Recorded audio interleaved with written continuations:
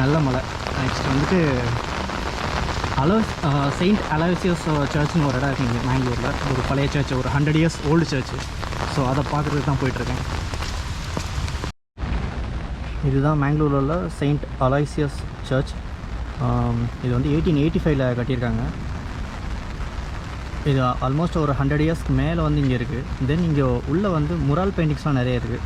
அந்த முரால் பெயிண்டிங்ஸ் வந்து 1889 வந்து பண்ணியிருக்காங்க. அதை பண்ணவரோட பேர் ஆண்டோனியோ. அவரோட சிலை ஒன்று கூட இந்த சர்ச்சோட என்ட்ரன்ஸ் வச்சுருக்காங்க. அன்ஃபார்ச்சுனேட்லி உள்ளே வந்து வீடியோ எடுக்க முடியாதனால பெயிண்டிங்ஸ்லாம் காட்ட முடியாது. ஆனால் பெயிண்டிங்ஸ்லாம் ரொம்ப பியூட்டிஃபுல்லாக இருக்குது.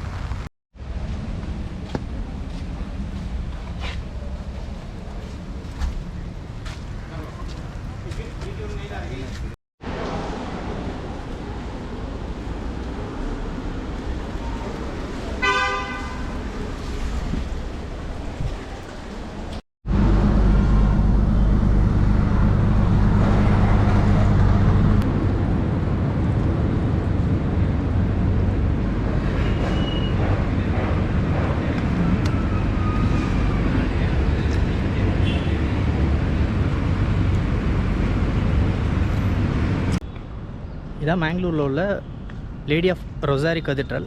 இது வந்து 1568 போர்ச்சுகீஸால் கட்டப்பட்டது. இது வந்து திப்பு சுல்தான் காலத்தில் ஒரு டைம் 1700களில் திப்பு சுல்தான் காலத்தில் ஒரு டைம் வந்து டெமாலிஷ் பண்ணியிருக்காங்க.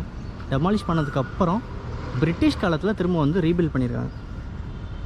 இதோட ஸ்பெஷாலிட்டி என்னென்னா, கர்நாடகாவில் இருக்கிறதுலே ஓல்டஸ்ட் சர்ச் வந்து இதுதான். இந்த சர்ச்சோட டாம் வந்து எக்ஸாக்டாக வாட்டிக்கனில் உள்ள செயின்ட் பீட்டர்ஸ் பெசிலிக்காவோட ரெப்ளிகா தான் இது. அப்புறம் இந்த டாமுக்கு மேலே உள்ள அந்த கிராஸ் இருக்குல்ல, இது வந்து முன்னாடி மேங்களூரோட ஓல்டு போர்ட் இது பக்கத்தில் தான் இருக்குது. ஸோ இங்கே வர்ற கப்பல்களுக்கெல்லாம் அது ஒரு லைட் ஹவுஸ் மாதிரி செயல்பட்டுருக்கு. இப்போதைக்கு மேங்களூரோட புது போர்ட் வந்து வேறு இடத்துல கட்டிட்டாங்க.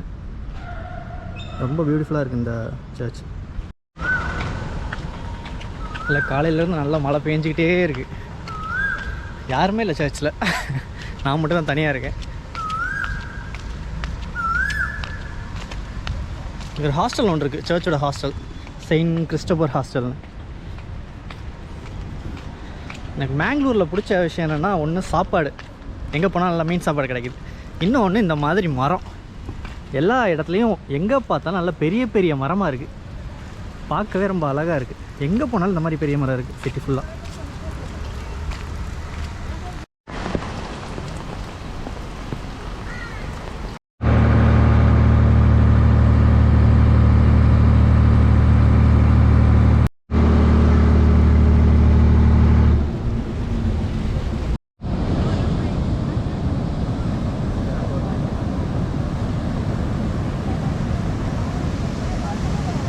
வந்து தண்ணீர்பாவி பீச் வந்தேன்.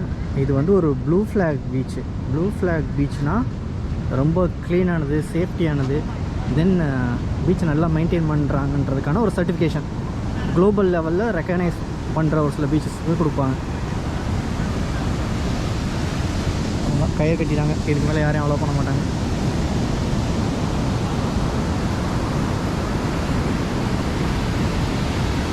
அலையும் அதிகமாக இருக்கனால யாரையுமே உள்ளே இறங்க விடுறதில்ல.